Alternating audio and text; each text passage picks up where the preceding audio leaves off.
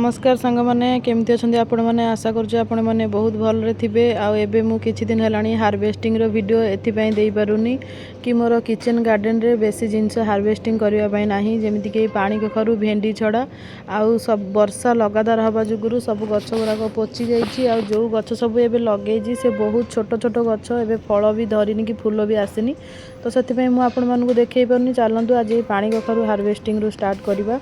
माने आज पानी कखारू हार्वेस्टिंग करी आज ये डंक को हार्वेस्टिंग करी कारण ये डंक बहुत टेस्टी लगे।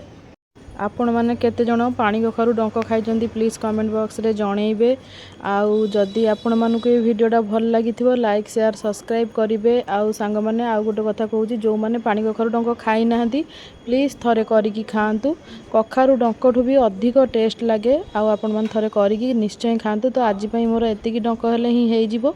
चलते ये गोटे डंकरे कसी लगी एटा को मुझे काटबिनी कारण ये पानी कखारू जर्मिनेट हम।